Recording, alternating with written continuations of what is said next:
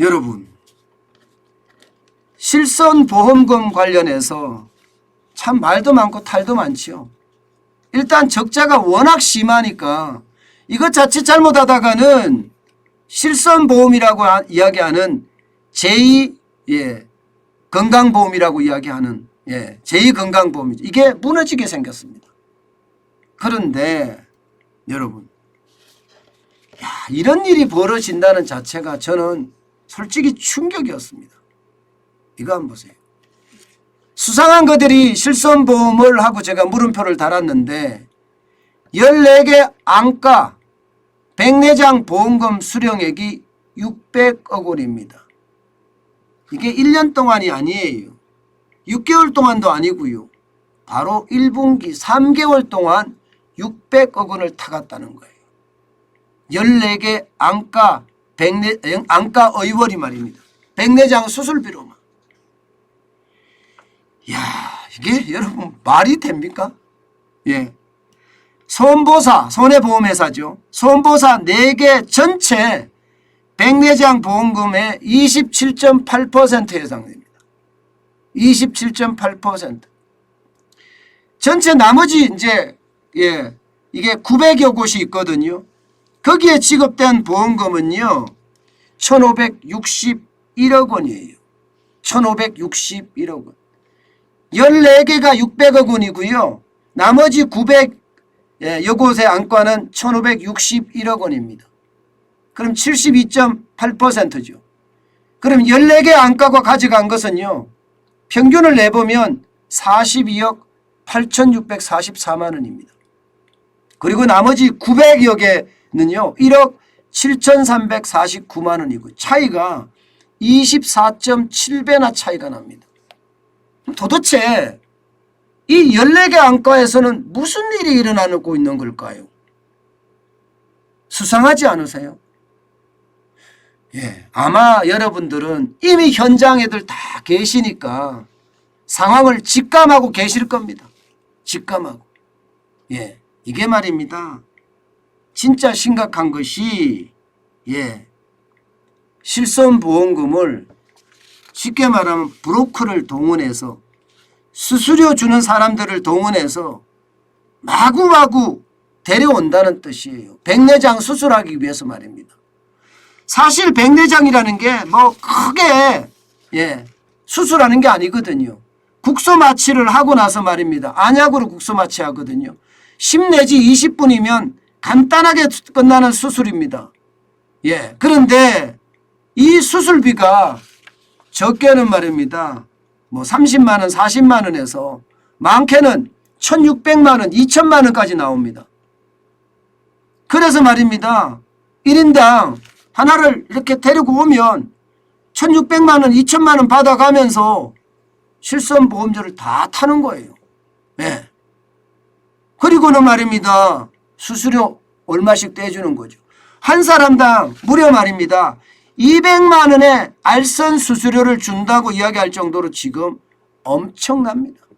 엄청나요. 야, 도대체 말입니다.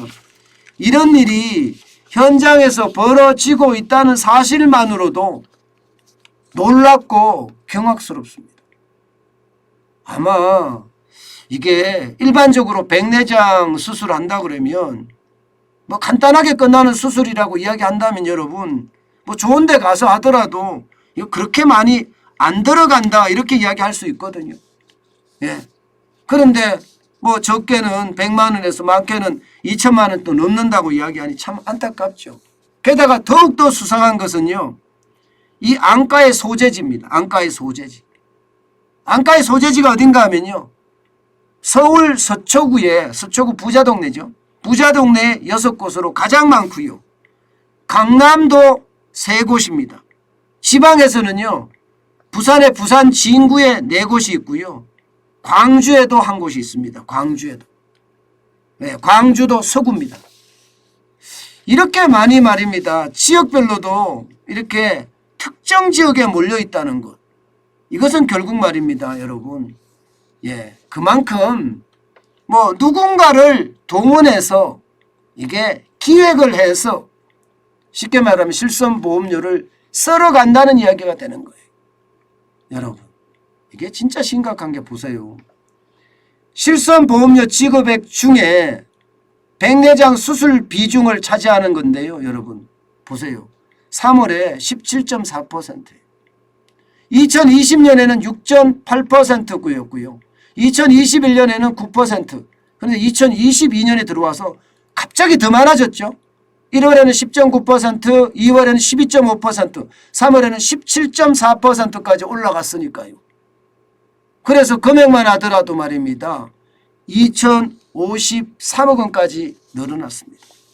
결국 이렇게 되면 여러분, 이렇게 되면 특정 안과를 중심으로 해서 실손보험료 빼먹기, 또 백내장 수술이라는 그 하나를 가지고 실손보험 빼먹기를 한다면 이게 빼먹기라고 해야 되나? 법이 뭐 그대로 되어 있으니까 빼먹기라고 하긴 그렇네요. 그죠? 그러면 어떻게 될까요? 실손보험료 적자 납니다. 적자 굉장히 커질 거예요. 2017년만 하더라도 여러분 적자 규모가 1조 2,004억 원이었습니다. 그러던 것이 2019년에는 2조 5천억을 넘더니요. 2021년에는 2조 8,602억 원까지 늘어났습니다. 이렇게 되면 여러분 결국 누가 피해를 보느냐? 선량한 사람들이에요. 실손보험료를 내는 우리 같은 선량한 사람들. 이런 사람들은 안과들이 지금 14개 수상한 그들이 빼먹는 돈을 우리가 실손보험료를 더 내서 메꿔야 됩니다. 심각하죠? 저는 이게 말이 안 된다고 생각을 해요. 그런데 이런 일이 버젓이 벌어지고 있고 심각한 양상으로 지금 발전되고 있는데도 도대체 저는 보험당국은 뭘 하고 있는지 모르겠어요. 답답하죠. 이런 걸 보면. 이게 결국은 우리들의 피해인데, 국민들의 피해인데, 서민들의 피해인데 그만큼 심각하다는 이야기가 되는 거잖아요. 저는 이런 일이 벌어지는 이것은요. 어떻게 생각하면 정부의 무능에서 오는 거라고도 생각을 합니다. 당연히 보험당국에서는요. 이런 문제가 뭐가 문제인지 철저히 시장 중심으로 조사를 해야 돼요. 앉아서 펜대만 굴리면서 보험사를 위에 군림하려고 하는 것이 아니라 현장에서 도대체 왜 이런 일이 일어나느냐, 왜 법이 어떻게 됐길래 이렇게까지 되느냐 정확하게 살피고 그에 대한 대책을 마련하고 정책을 마련하는 것이 저는 정부의 어떤 역할이라고 생각합니다. 저는 정부가 세세하게 가장 중요한 것은요. 탁상공론이 아닙니다. 현장 중심입니다. 그런 현장 중심의 정책이 철저하게 펴져야 된다고 생각해요. 그래야만 대한민국이 진짜 좋은 나라가 되지 않겠습니까?